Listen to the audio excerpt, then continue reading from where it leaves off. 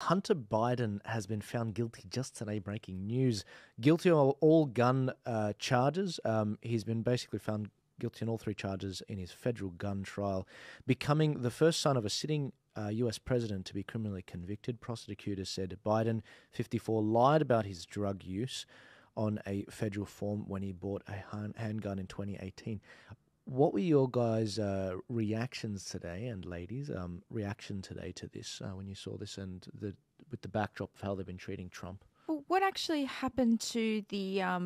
Didn't he have tax failure to pay his taxes, and that went absolutely nowhere?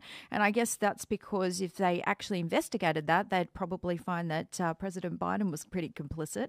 And you've got, a sitting, well, not a sitting president, but a president from before Trump who was found guilty on, was it 32 or 34 charges, and has now been silenced during an election campaign in the US. I mean, this is unheard of. And yet this person, just gun charges, and what's going to happen with this? Nothing. Look, as a libertarian, I'm actually all in favour of people being able to use guns whilst on drugs. I think that's just Darwinism. Darwinism 101. Okay, they're going to take themselves out of the gene pool pretty quickly. I do think the contrast between how he gets treated versus how Trump is treated in his sentencing, which of course hasn't happened yet, is going to be watched very, very closely. Let's not forget as well that what Biden's been found guilty of is very straightforward crimes that apply to everybody. What Trump has now been found guilty of was actually quite a novel crime that they kind of had to completely twist and reuse the law in a very, very novel way that it's never been used before in order to get those convictions on him. So one of these things is not like the other. But I think we can also expect that the politicization of Trump's conviction is going to be extreme. And I don't know. I mean, part of me just says, okay, what if they do lock him up? But with every time, exactly. When Trump was convicted, when you look at it, what happened? His popularity skyrocketed. He ended up getting $200 million within a week for funding for his campaign. So bring on all the things that you're doing to this poor man. I mean, it's a concerted effort to destroy him, and yet all it's doing is lifting his popularity. His trial was run in a blue state on purpose with, I think it was predominantly female black jurors. Was that not the case, who are pretty much anti-Trump? They've statistically, not because I'm trying to be racist, but they statistically wanted a juror that would go against Trump and convict him.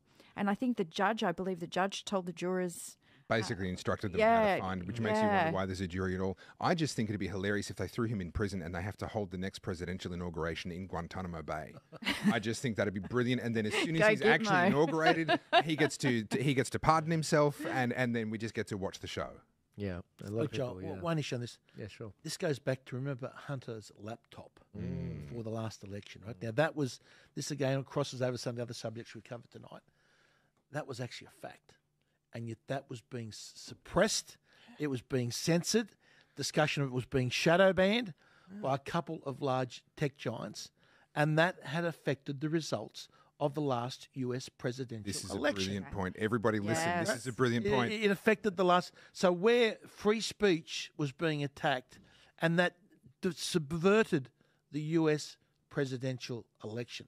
That is the danger that we have going forward if these large tech giants are allowed to censor what they want to, and censor and shadow ban certain ideas and certain points. This is the danger that we have. And everything about that Hunter laptop was seen was 100% truth. And yet the facts were hidden from the American people, which I think affects the legitimacy of the 2020 election, which has a huge bearing. But you can't say that, Craig. You can't say, that was a stolen election, and which three-lettered agencies asked for that to occur. It's actually worse than that. I hadn't made this connection until you just said that, and I suspect maybe you haven't quite made the connection either. But I thought this is where you were going. I thought this is a brilliant point. I haven't thought of this. Hunter Biden's laptop story, was suppressed, which was election interference. Trump has just been found guilty of election interference for trying to pay off Stormy Daniels and not have her story break. How can you find him guilty of election interference and not turn around and do the same thing to everyone that suppressed the Hunter Biden laptop story? Exactly. Literally. I don't think anyone's made this point previously, but has anyone noticed that the last two presidential elections, we've seen two October surprises from two different Aussies? So one was obviously Julian Assange in 2016 with the leaks from Hillary Clinton and what happened there. But then the other one in 2020 was... the writer for the New York. What is it?